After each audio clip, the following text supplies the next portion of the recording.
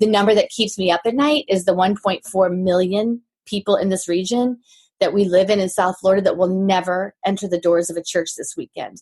And they're lost, and they're heading for an eternity separated from God. And I'm actually in a place where we can do something about that.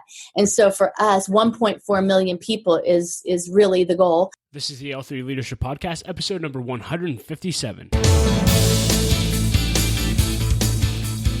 What's up, everyone? Welcome to another episode of the L3 Leadership Podcast. My name is Doug Smith, and I am the founder of L3 Leadership. We are a leadership development company devoted to helping you become the best leader that you can be. If you're new to this podcast, we're committed to bring you 3 to 4 episodes every single month to help you grow and develop as a leader. One will always be a talk from a leadership event that we host. One will be an interview that I do with a high-level leader. And then once a month, you'll get a personal leadership lesson by me. If you've been listening to the podcast for a while, it would mean the world to me if you would subscribe and leave a rating and review. And I'd also really appreciate if you would share it on social media. So if this podcast episode impacts you, please share it on Facebook and LinkedIn and everywhere that you are in the social media world. I really appreciate it. So thank you in advance for that. In this specific episode, you're going to get to hear me interview Jolie Mullins, who's one of the senior pastors of Christ Fellowship Church in West Palm Beach, Florida.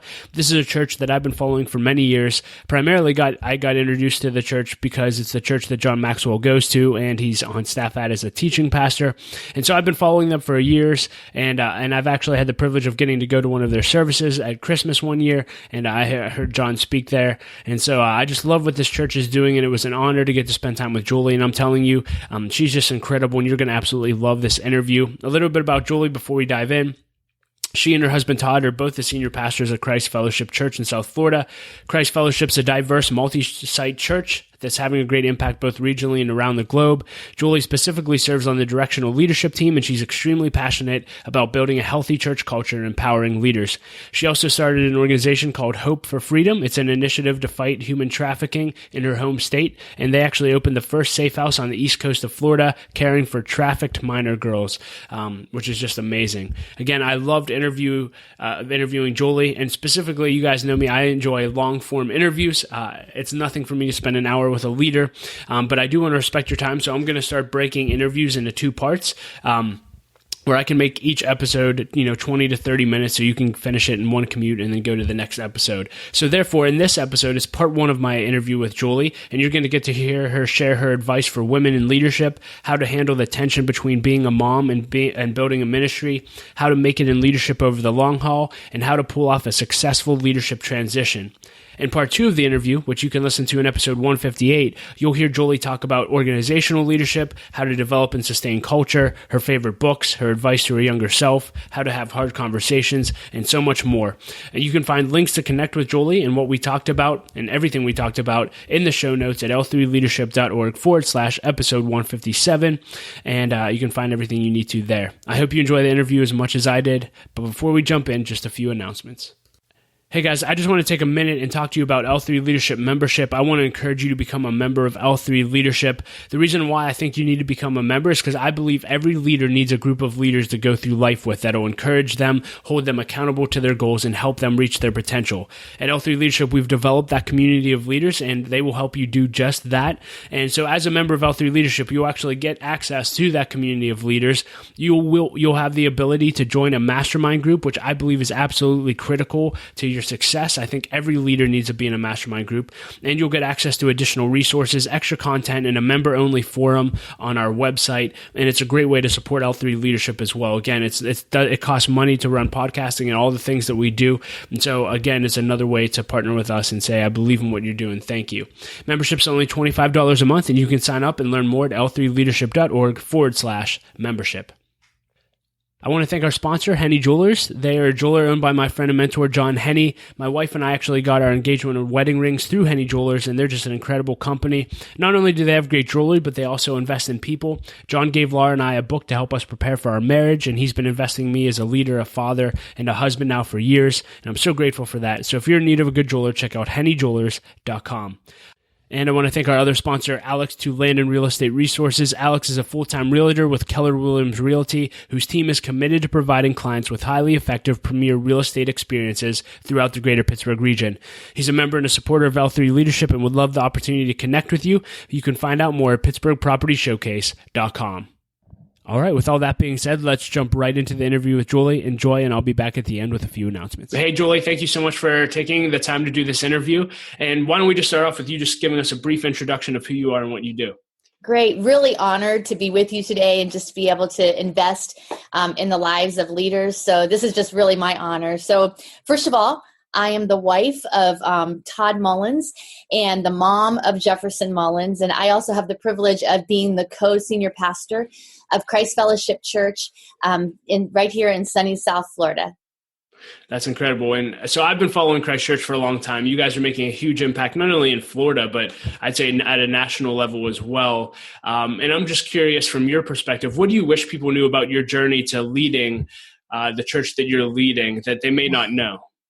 Well, a couple of things probably, that a lot of people, when they hear about Christ Fellowship and the impact we're having in this region and the 9 campuses and the thousands of people, they might think that it was a get rich quick scheme, that how did you get so big so quick? And that just really was not our story, right? So this year, Todd and I are celebrating 30 years of ministry and 30 years of marriage. And so, and I just really, really feel like we're just getting started. But when I look back on those 30 years, I just look back at the beginning stages, and it was anything but, anything but quick church growth, right? So I think a big part of our journey as a church and my journey personally is that when I look back on the 30 years, I think there's been, a few defining moments along the way. There was the day we were called into ministry. There was, jumping into student ministries for the first time, that transition into senior leadership. But over 30 years, I can probably count the defining moments on one hand, right? But really it's about the steps that we took in between those defining moments, right? So our journey really has been about some of the daily steps. Our leadership was really forged in the steps that we took between the defining moments. And I look back for myself personally, that it was really a step that I took as a 19-year-old college student.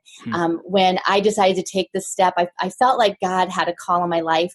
But, back then I didn't know even what that meant. I felt like he had a call and a purpose, and I even felt called to ministry. But, as a young woman, I didn't even know what that meant. And so as a 19-year-old college student, I stepped in the doors of a very small church that was meeting in a school cafeteria. And we had about 30 people, and we grew to 70 people in 7 years. But I was the only college student in that church at the time. So I was, the young adults ministry, right? And so even though I didn't have a vision, I found leaders of integrity and passion that did have a vision. So I aligned my life. And I look back at everything I've been able to be a part of over the last 30 years, to open a safe house to rescue girls out of human trafficking, to open up children's homes, to make a difference in the foster care system, to be a part of people's God stories. And I think when I look back at every single story and every single God story I've been able to be a part of, I can trace it back to that one step that didn't even seem very important at the time. It was that step to step into that church as a 19-year-old college student. And that step really that decision marked every leg of my journey. So I really believe in the local church, that those who are planted in the house of the Lord will flourish, and being planted in this church for these years under great leadership for many years. And then the relationships along the way have just marked every part of my journey. So I guess that's it. That really does, there's really no such thing as small decisions, right? So small decisions with big consequences are really big decisions in disguise. That's really good. I am curious. So you took that step, and obviously 30 years later, you're still taking steps in the same direction. A lot of people took that first step and haven't lasted 30 years. I'm just curious, can you talk to young leaders when it comes to longevity and ministry? What's enabled you and Todd to be in ministry for 30 years and not fall apart personally, not have the church fall apart? I'm just curious what advice you have. Yeah, we could spend a lot of time on this, but when you think about the race that God's marked out for us, that the book of Hebrews talks about, and you think about that race, and so many times we think of a race and we think it's a 100-yard dash or a well marked out marathon, but really the race that's been marked out for us is more like the Tough Mudder Spartan race. Right? There's some barbed wire along the way, and there's there's a lot of unexpected twists and turns, and when you look at our race, that that way, you realize that the race is going to be run and won really one step at a time. And for us, I think that there's a couple of things, but the two that really popped into my mind are that you need perseverance and you need people, right? You need perseverance to go, wow, this, I have set my eye on the prize, keeping my eyes on Jesus, who is the author of this race, the perfecter of this race. And so there's perseverance of just the dailiness and recognizing that, again, in ministry, that I remember a pastor saying that 85% of ministry is just showing up, right? And so I think it's important just to keep showing up. And there is a perseverance that's forged. And I also think it's the people that you bring along with you on the journey, having relationships that are going to encourage you on and speak life and truth and believe for you when you're having a hard time believing for yourself. But also those relationships in ministry, especially, you need those relationships that are going to hold you accountable for commitments that you make. And so we've had those kinds of relationships. We've been blessed to have those relationships, but those relationships don't just happen. There's intentionality behind that. And so we had Todd's parents who were setting the pace for us, that were faithful in ministry. You need to have those mentors in your life, that people that are ahead of you, that you're asking the hard questions to. And then those side by side, those people that are running alongside you that have a same passion as you do to be able to finish well. Yeah, along those lines, I was going to ask you about this later. I think Sarah posed this question, Sarah Keller, and she said, in leadership and ministry, it's so important to have people that you can be real with, which you were just talking about. Mm-hmm. But with your guys' influence being so broad, how do you know who you can trust, and who do you do life with so you don't get lonely? Is that ever a hard process for you, or you were always surrounded by great people? No, I think that it has been a process because, because we've had this longevity ministry, and we have people now that have been our friends for, 20 to 25 years, and people are like, oh, that's amazing. We don't have that. Well, I want to tell you, this has been hard work. The honeymoon phase was over early on, and we have had to, work at these kinds of relationships. And so, there's the again, being committed to those relationships for the long haul, being, we know the good, the bad, the ugly about each other, and choosing to love, to love each other well through the years, to keep true to those commitments, make the commitment and then keep the commitment in those relationships. So we have been blessed to have that.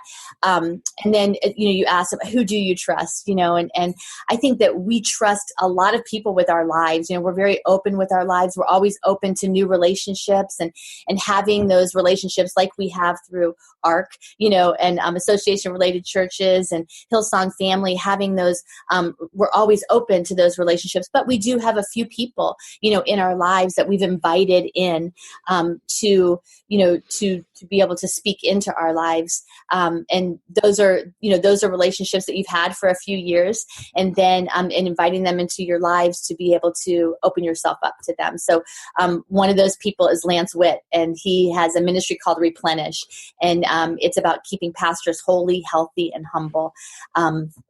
And he's our accountability and is allowed to ask us those hard questions. So, yeah. Just out of curiosity for pastors listening, so where can they go to connect with that? That sounds like, is it a resource to all pastors? I mean, I think it's something worth mentioning. Yes. I think, let's see, it's Replenish is the book. And I believe it's replenish.com. Awesome. Okay, I'll include a link to that in the notes. I want to talk to you a little bit about women in leadership. This is a question again from Sarah that I thought was great. She said, "Can I go back to one thing though?" Oh, sure, yeah. One thing I wanted to go back a minute, to the perseverance piece of ministry and the longevity. One of the things that that we've learned along the way is about our perspective of ministry. I think sometimes we view ministry as a climb up Mount Everest, right? And the perspective, if you're going to go the distance in ministry, you can't have the perspective of when you reach the top of the mountain that you're going to have 10 campuses and 35,000 people or 5,000 kids in my student ministries. But the perspective of that ministry is really like a long journey. It's like a road trip, and it's not about getting to the top and arriving, but it's about being faithful right, on every step of the journey, because God cares as much about how you manage the minivan and how you manage what happens, with your family on the journey, how you navigate those detours.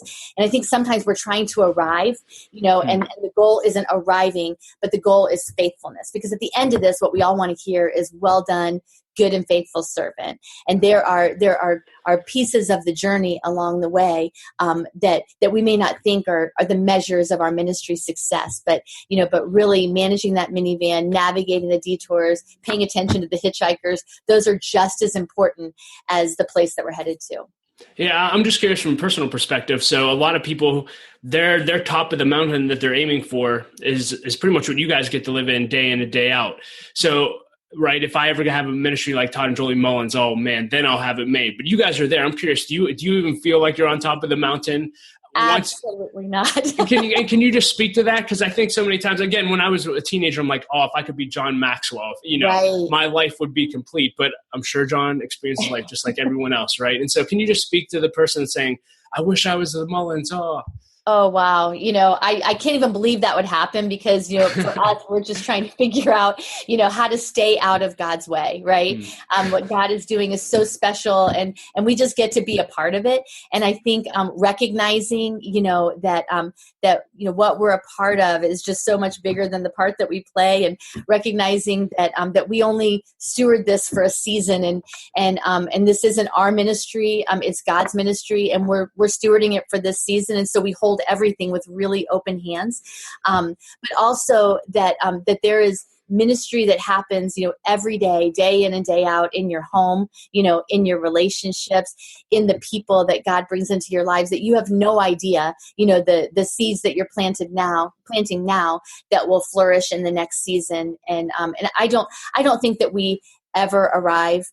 For us, we when we read like our church name, maybe in, an outreach magazine, for one of the fastest growing churches in America, or one of the biggest churches, wherever we are on the list, I honestly have no idea where we are on that list or what number that is, even though I respect those, I just think it's great, the work that they're doing. But the number that keeps me up at night is the 1.4 million people in this region that we live in South Florida that will never enter the doors of a church this weekend.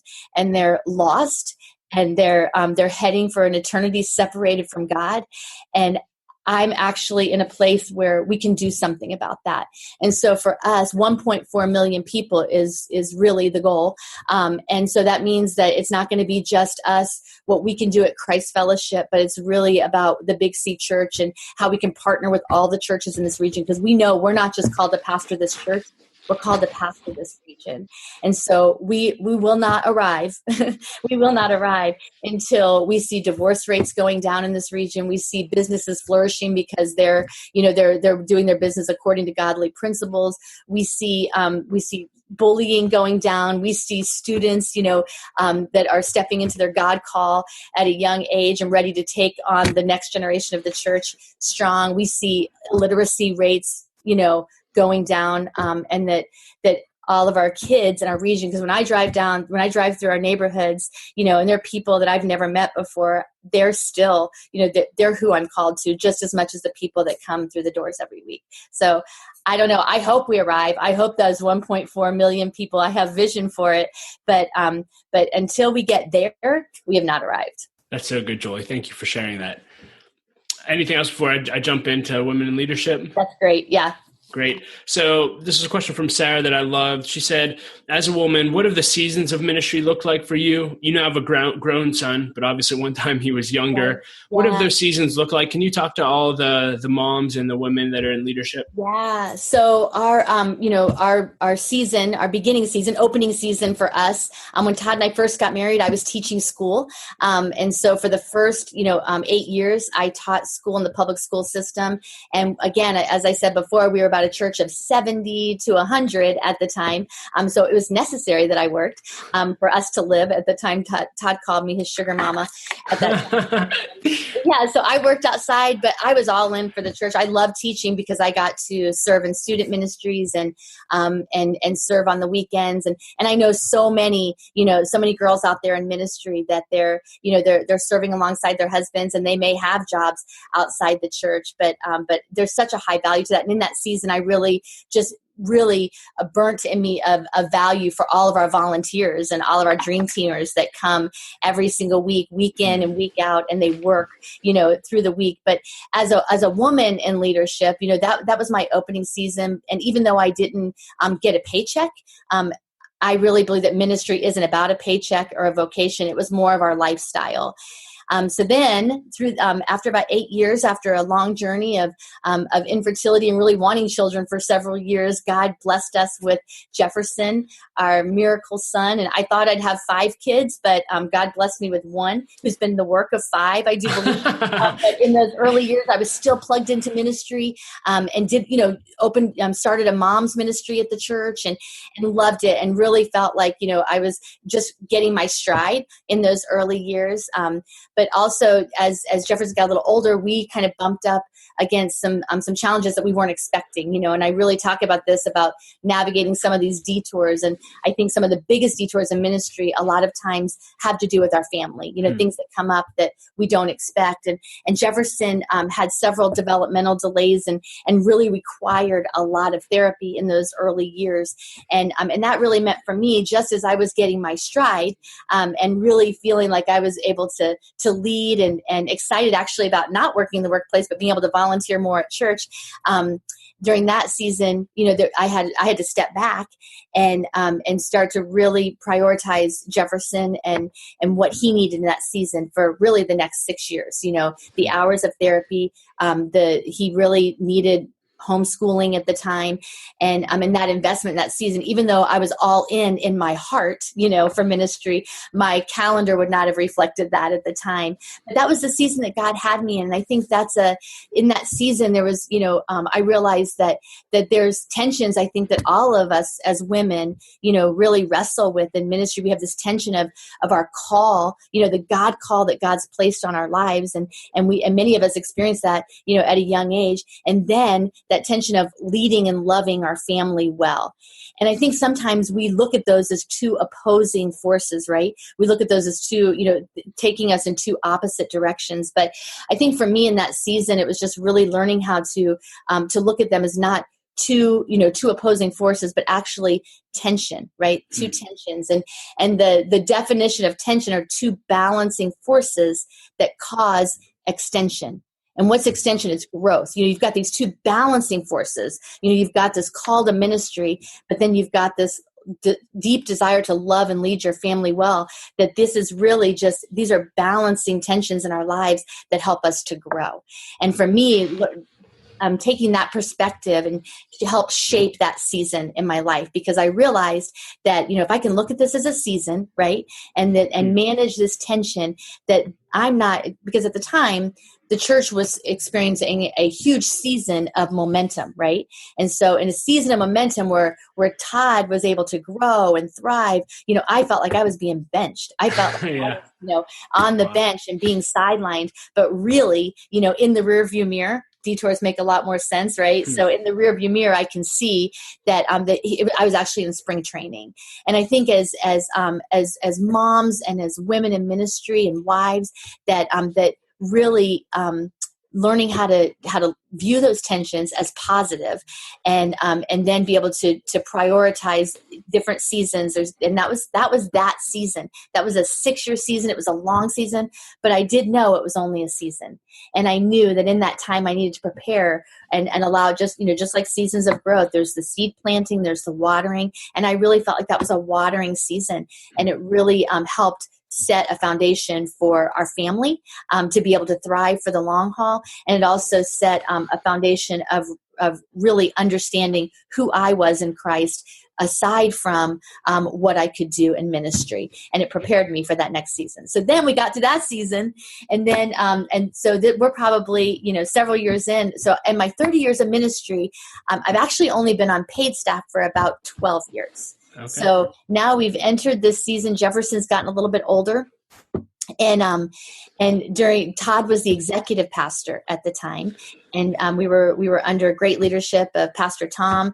And during that season, Todd came and asked me if I would step in to lead our children's ministry. Now, at the time, I was in worship ministry, and I was able to serve in that way. I loved worship ministry. These were my people. I had done this since high school, actually.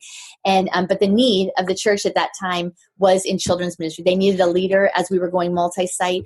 They needed a leader over all of children's ministry, and specifically one of our main campuses. And Todd said, "Hey, can you come in and do this for about 3 months?" Do not believe your husbands when they say this, right? So 3 months turned into 18 months, right? Wow. And so I served there. And honestly, I look at that season at the time, again, I wanted to be in worship because they're my people, but one of the things we learned in that season was what I'm a part of is bigger than the part I play. To go to the need, and that need was in children's ministry. And so it wasn't what I was passionate about in this season, but it was where the need was. But God made me really passionate about it. And I was there for 18 months, and I call that ministry boot camp. I think everyone should go, serve in children's ministry for a season, because it taught me so many things about leadership, and it actually grew my leadership ability in ways that I don't think they could have been forged any other way. And it prepared me for my next step, which was to be the executive director over family ministries, and eventually to be on our executive team and our directional leadership team.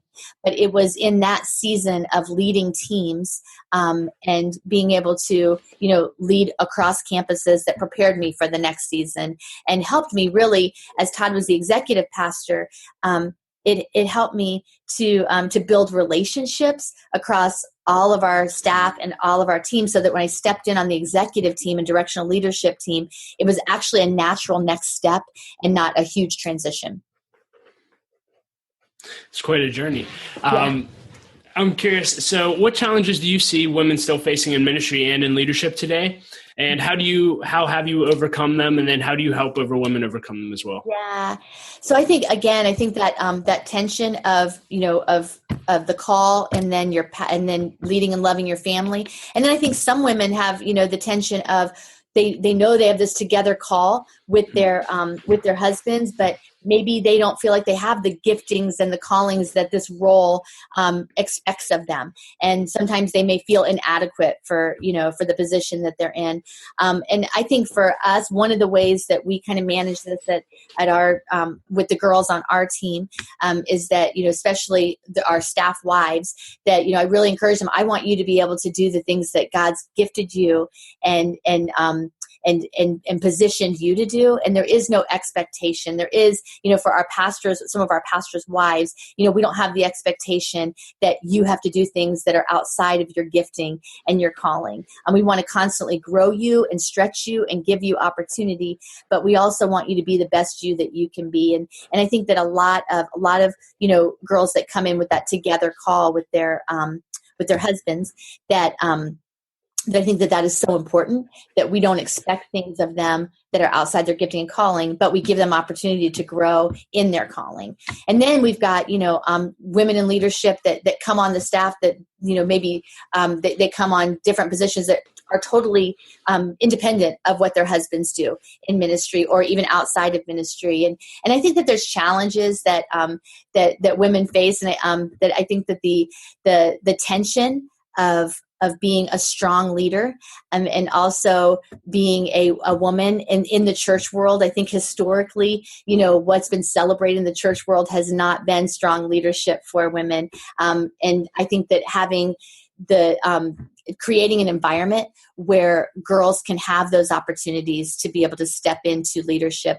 And to be honest, I think that I can attribute a lot of the journey of women in ministry at Christ Fellowship. I believe that, we have girls in all ministry positions. We have girls on our executive team.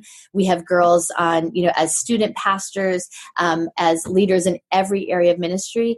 And I would really credit that, first of all, to a strong senior leader, my husband, who has really made a way and championed the girls of this house, as he saw, as he has encouraged me to step into more leadership because of the giftings that I have to be able to lead. He's made a space for me to do that. And then together we have tried to create spaces and places for other girls leads. So I think that my challenge would be to the guys out there, that sometimes the best man for the job is a girl, and to find those ways to be able to create spaces and places for girls to lead. Yeah, that's good. Answer that question? Oh, it was fantastic. I mean, my wife is going to love this. I can't wait for her to listen. So, and I know hundreds of others will benefit as well. There's probably a lot more, to share here, because they're, unpacking just all the different dynamics of women in ministry is so, it's such a multi-layered conversation, because you have pastors' wives that have stepped in together with their husbands and the expectations they feel that are on there. And then you have girls that are coming in that have amazing giftings. And to me, it is just a shame, that the church is so far behind, in helping girls to find their place and step in for leadership. And I know for me, early on in our ministry, I really did think that my leadership giftings, my serving giftings, were going to be able to be used at the church. And I knew that. But as far as leading, I really did think that I was going to have to use those gifts outside the church in my career early on. And so I think it's so important, as the church is stepping up and really opening up more places and spaces for the girls to step in, that we continue to have this conversation and move it forward, because it's a shame that some of our greatest leaders are leading outside the doors of the church when God has so much for us to do. And we want to support those leaders too, but also be able to create spaces where girls can lead at every level of the organization. Yeah. So you talked about a together call, and you may have answered some of this, but so you and Todd have been working together for 30 years in ministry. What have you learned about working together and being a married couple, but also being the executive leaders of a growing church? Right. It's also, this goes back to some of the seasons. This looked different in different seasons of ministry. And this is as a together call, we felt called together in ministry. So when we stepped into leadership, senior leadership here, we did step in as co-senior pastors. And I think we're just figuring out, what that all looks like. But for us, because I lead on a directional leadership team and executive team, and some of that's leading together, but I also lead areas totally separate, from the day-to-day ministry that Todd does. And so what that means for us is, first of all, that we have to really be intentional about having our ministry conversations at church on the clock. We actually schedule a meeting every single week together for sermon prep and planning, but we also for organizational needs and anything that we need to talk about that is going to help push the organization forward. So I'm not having those conversations when Todd wakes up in the morning and, waiting for him to wake up so I can talk to him about a certain issue or problem that I'm facing on the executive team that I need an answer on. I actually keep a running list all week long so that we can address those things in a meeting. And I learned that, honestly, I wish I could say that's how we started. I really learned that the hard way, that we were having ministry conversations as we're getting ready, in the morning, and as we're getting ready to go to bed at night. And that's not the best way to be a married couple, so we just learned to be intentional about those kinds of conversations in this season. And then to set aside intentional time, right? Intentional time to invest in our marriage. And for us, weekly, we make sure that we have some time together, not only to talk about church things, but to be a married couple, and to, and we know at least one time a year, and we've done this for a very long time, even when Jefferson was young, to try to find those times that we can intentionally get away, just the two of us, to invest in our marriage, and to make a plan for our marriage. Because the truth is we're going to be married a lot longer than we're going to be senior pastors at Christ Fellowship Church. That's so good.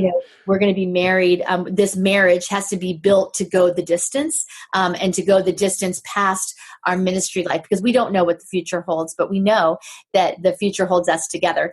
So we're going to be, to invest in that intentionally is so important. That's good. I want to stick on the family thing before we get into organizational leadership. So you guys are the second generation leaders of the church. So this was handed off from Todd's dad. And I've seen organizations do that well, and I've seen that end up horrible as well. I'm just curious, can you talk about that journey and what the handoff looked like? I mean, were you guys waiting for 30? I don't know how long it was, but were you guys like, come on, Dad, just give us the reins? Or it was a great journey because, again, we stepped in. We didn't know. We didn't set out to be a mega church, right? We have people like, when we'll go out, to dinner, they'll say, we've never been to a church this big before. We're like, neither have we. Getting bigger to bigger. They'll say, we love your church. So do we. So we're still kind of in awe of all of this. So we didn't set out to be, a mega church. So when we first started, we were just faithful to serve Todd's mom and dad. We loved them. We loved serving them. And so if that meant being the student pastor, Todd was the first student pastor, worship leader, custodian, car washer, secretary, all of that. Because it was pretty much the two of them for the first several years. And we've always had growth that exceeded our strategic plan, right? So it was kind of like, oh my goodness, we're here and now we have to do something about it. But so we loved being the number two, and in the more recent years, when Todd stepped in after students and worship, he stepped in as the executive pastor. That was Todd's sweet spot. We loved serving there. We loved following leaders with such vision and integrity. And we didn't, at the beginning, we didn't think about the fact that is this going to be us? Are we going to be the next senior leaders? Probably for the first few years. But as time went on, we started having conversations, and Todd's dad would come to us every couple of years and go, hey, if you want to get out of this, I need to know in the next couple of years. And then there was this time when he just stopped asking us, is this what you want to do for the rest of your life? He stopped asking us that question.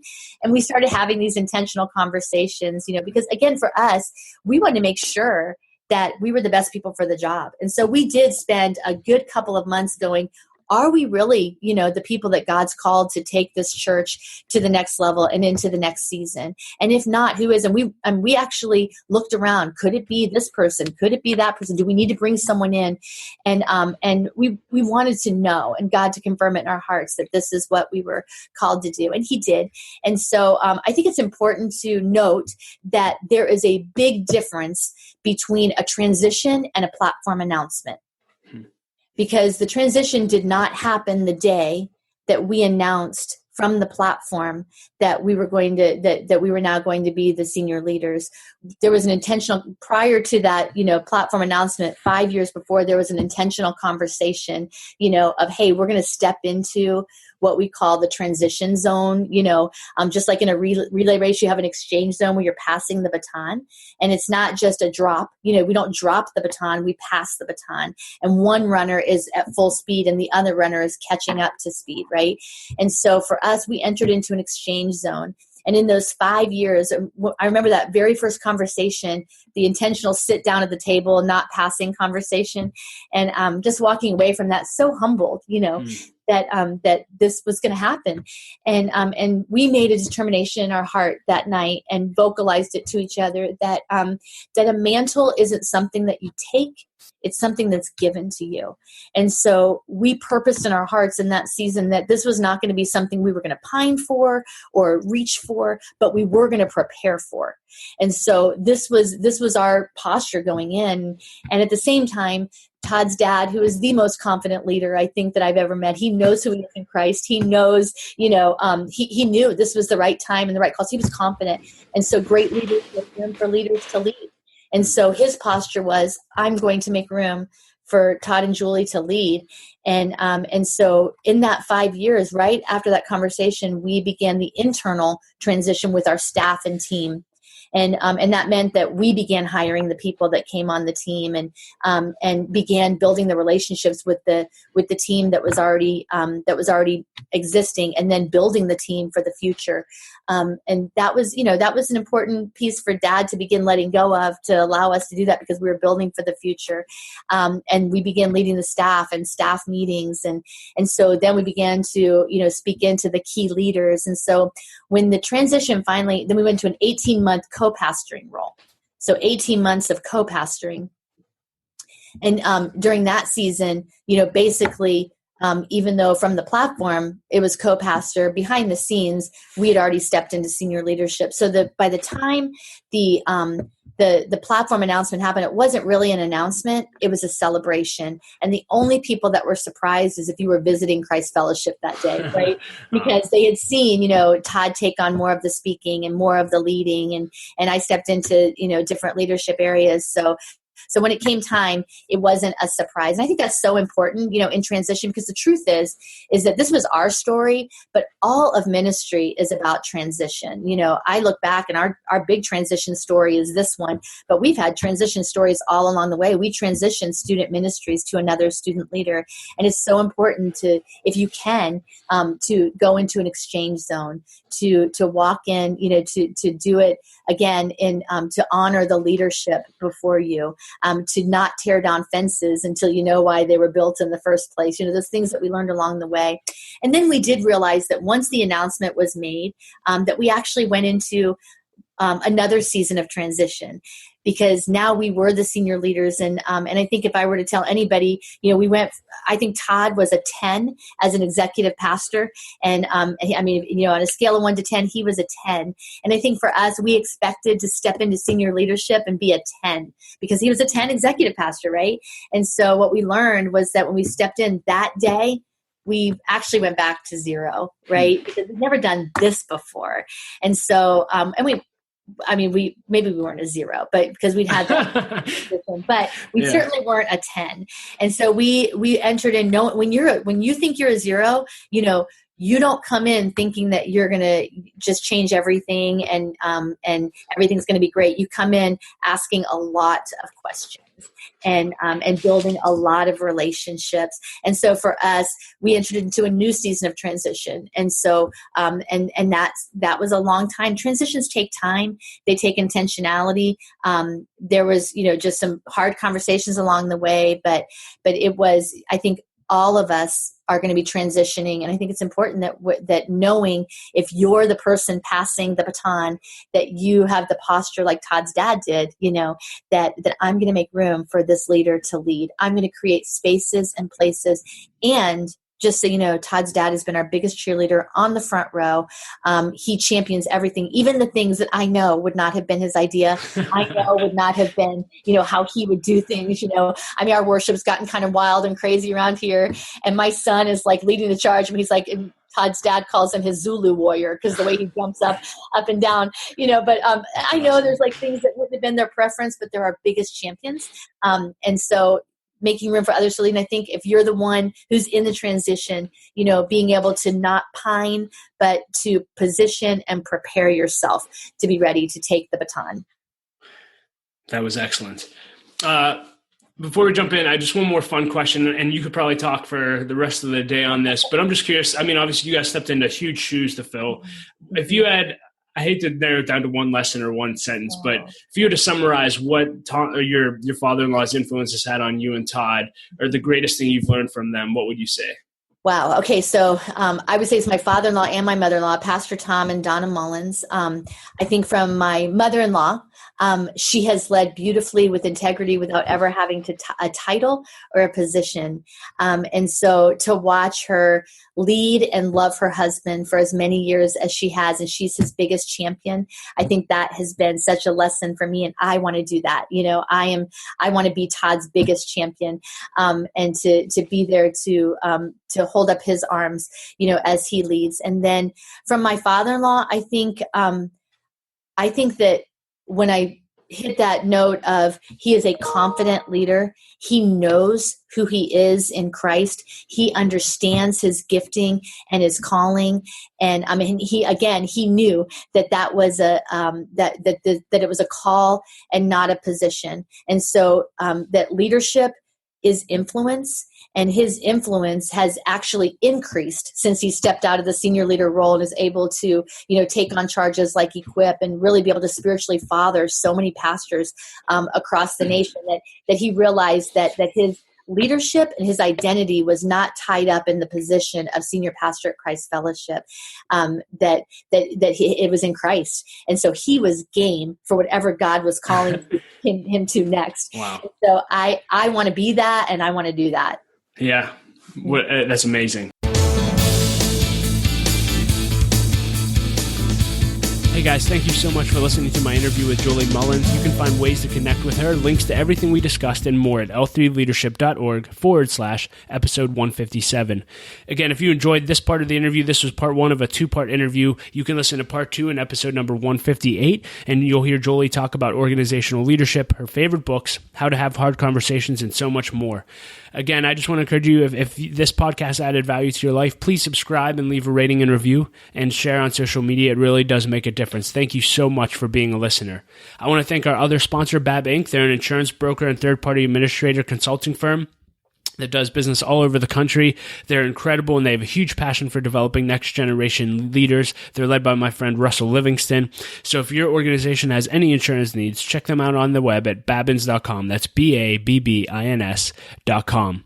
And lastly, if you want to stay in touch with us and everything we're doing here at L3 Leadership, you can sign up for our email list at our website at l3leadership.org, and you'll start to receive email updates on a consistent basis. As always, I like to end with a quote, and I'll quote Jolie today because I love so many things that she said. She said this, though, that I loved. She said, "Great leaders make room for leaders to lead." Great leaders make room for leaders to lead. Are you making room for other leaders to actually lead, or is it all about you? Thanks for listening and being a part of L3 Leadership. Laura and I appreciate you so much, and we'll talk to you next episode.